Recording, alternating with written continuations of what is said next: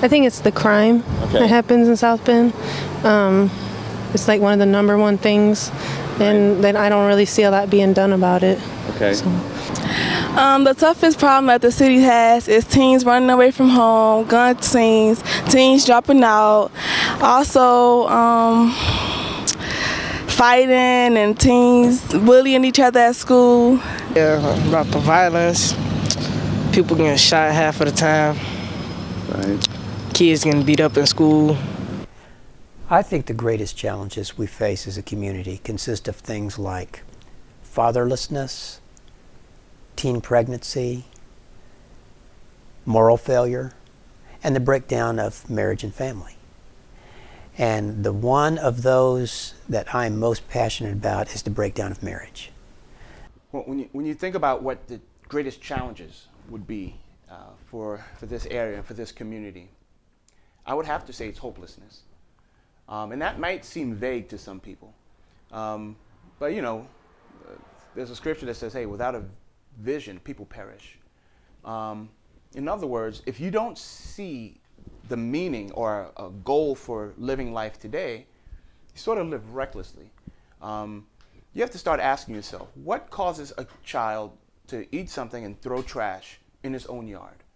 What causes a kid to urinate right on a tree where he knows his mom is going to have to walk by when she gets home from work? What causes a kid to say, you know what, forget it, I'm not going to go to school? It's hopelessness. What causes a guy to say, you know what, I'd rather sit here all day long and take meth or smoke crack than to get up and feel good about myself and go to a job? It's hopelessness. And so that spirit of hopelessness, that sense of hopelessness, has filtered down in areas of feeling like there's no opportunity for employment and jobs, to kids saying, well, what's the use of me going to school? And so we look at the educational system and everyone's pointing the finger and saying, well, it's the teachers, well, it's the kids, they don't want to do it, it's the parents, they're not encouraging the kids to come to school. And at the very core of it is hopelessness by everyone. I think one of the largest challenges that we have is our employee drive. It's hard to get good people out there. It's hard to employ people that want to look at your facility or your business as long-term. I would say that the biggest challenge that I see, and keep in mind, I'm in people's homes doing business, 4, 5, 6 times a week. And so I see the whole spectrum of the haves and the have-nots and everybody in between. But I think that the biggest thing is the chasm from the wealthy in our community and the not wealthy, the lower end. And I think it's evident on Saturday afternoons in the fall during a Notre Dame football game. And I love Notre Dame football. Keep in mind, I didn't like football at all before we moved here, but I married into this family, and now it's like it's a mandate. You have to like football, Notre Dame football. But I think you can drive by campus on a Saturday game day and see the biggest formation of wealth, and then you can drive 5 minutes and be, in another part of town of South Bend, same city, 5 minutes away, and neither of those people groups knows that the other one exists at that point in time. And it's a very, very big stretch. Economically, educationally, I think all ends of the spectrum. I think there are a lot of problems in this community that you see in bigger communities. We have a huge issue with poverty. We have a huge issue with teen pregnancy, with violence. I mean, when you look at how many people we have in this community, we have a really high homicide rate. So. I think we have a lot of the problems that bigger cities have, and unfortunately, I think as a whole, it's sort of dragging our community down. But what I see one of the biggest problems being is that we have a lot of people who want to get involved and address the needs of the community, but they're not exactly sure how to plug in.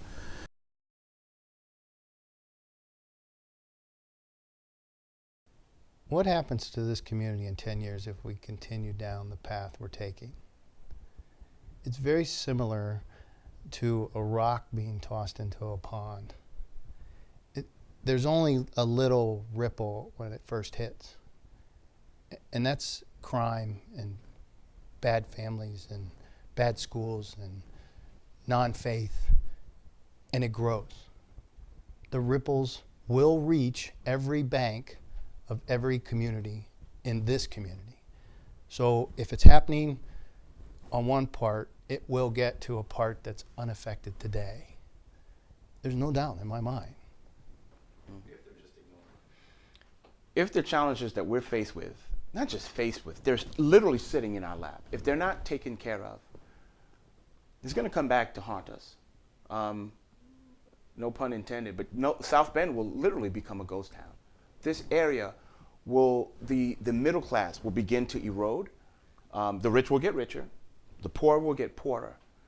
And the very core of what makes up most of middle America, or working class South Bend, Michiana, will erode as we know it. They will either relocate because everyone wants to be able to raise their family in a safe, clean environment, and just know that they have the American dream, the right to pursue happiness and a good life and a better life. So I honestly believe that if we don't take care of some of the challenges that we're facing immediately and put hearts and minds and passions toward the issues that we're facing, we're going to be faced with a ghost town. What trend do you see? I think the trends, if we just let bygones be bygones and let the nature take its course, I think that gap gets bigger. Both through my education experience and my business experience, I see the middle market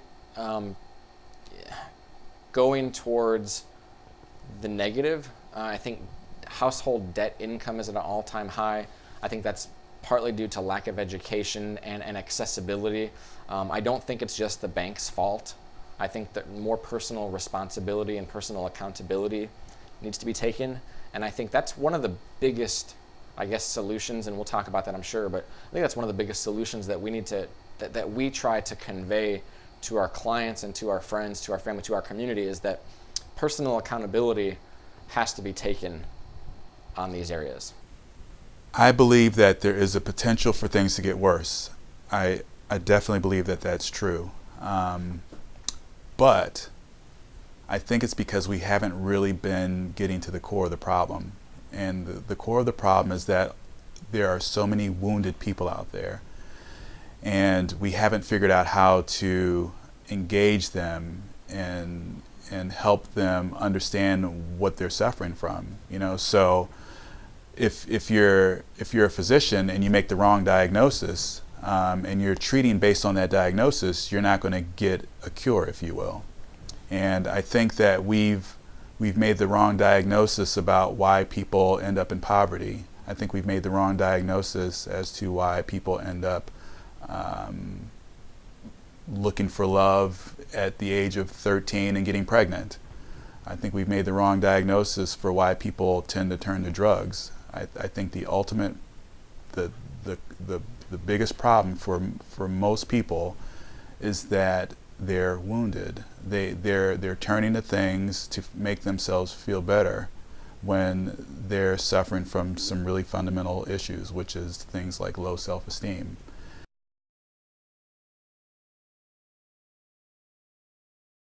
Families come in all forms today, and that diversity can be a good thing, but any family in which there is a marriage or a man and a woman wanting to make their relationship permanent, they need to learn how to make that work day in and day out with life struggles. And so I'm passionate about strengthening the marriage because I believe it drives so many other factors in the culture at large that matter most. Community leaders, from my perspective, and I guess I'm a community leader, so I guess I'm part of that. We do an awful job, an absolutely terrible job in really aggressively going after and holding accountable our community. We need to say, why is this happening? And I'm not going to go away. I'm not only going to have 3 minutes of discussion. I want to have an open dialogue on what we're going to do to solve some of these problems. Set goals. In 3 months, we're going to do this. And if 3 months comes and goes, how do we measure that? I don't want to hear, in 10 years, we're going to be here. I just can't see how that's possible. You need to track your path. A healthy marriage impacts the business world in that if a marriage is healthy, the employee is healthy. And that employee, he or she, goes to work in a healthy emotional and mental state. And guess what? They produce better. They end up helping the bottom line at their company that much better. Research shows that divorce impacts the workplace in that when there's turmoil at home, that turmoil is taken to the workplace and the fallout is trickle-down effect in the workplace. Some of the local faith-based organizations are doing as best they can. Again, I go back to divide and conquer. There's so many of them. They're so thin. They can't accomplish all the goals that each one wants to do. I often venture to say, I wonder if they would get together and double their capacity and be able to do a lot more. I see some internal conflict between some of them. You know, even though they're 95+% doing the same thing, well, they might as well do 100% the opposite thing because they can't get together over that 5%. So I do see some problems there. I think they are doing their best. A lot of times in a wagon, the wheel squeaks, gets the oil. Well, the other 3 wheels could be low on air. They need help too. So how do we get to them when we're paying all the attention to this one bad wheel? I know it's important. I don't say take the wheel off and throw it away. I say we've got to find a way, gang, to make this whole wagon roll down the road.